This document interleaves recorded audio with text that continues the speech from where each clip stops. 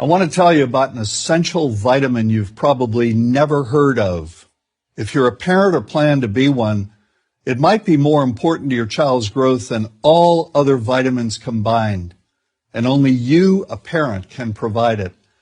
I call it vitamin N, the word no. More and more children, I find, are suffering from vitamin N deficiency, and they, their parents, and our entire culture are paying the price. Let me illustrate my point with a story that's quite typical. A father, I'll call him Bill, gave his son, age 5, pretty much everything the little boy asked for. Like most parents, Bill wanted more than anything for his son to be happy, but he wasn't. Instead, he was petulant, moody, and often sullen. He was also having problems getting along with other children.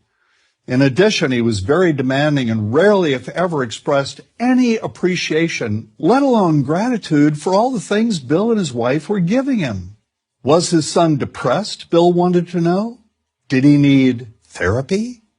His son, I told him, was suffering the predictable ill effects of being overindulged. What he needed was a healthy and steady dose of vitamin N.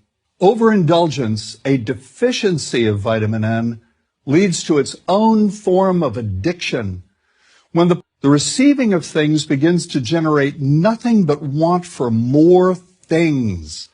One terrible effect of this is that our children are becoming accustomed to a material standard that's out of kilter with what they can ever hope to achieve as adults. Consider also that many, if not most, children attain this level of affluence not by working, sacrificing, or doing their best, but by whining, demanding, and manipulating. So in the process of inflating their material expectations, we also teach children that something can be had for next to nothing. Not only is that a falsehood, it's also one of the most dangerous, destructive attitudes a person can acquire. This may go a long way toward explaining why the mental health of children in the 1950s, when kids got a lot less, was significantly better than the mental health of today's kids.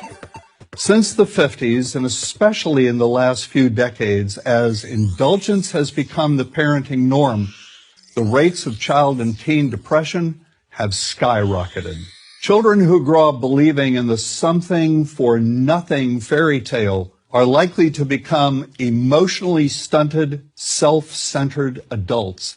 Then, when they themselves become parents, they're likely to overdose their children with material things. The piles of toys, plushies, and gadgets one finds scattered around most households.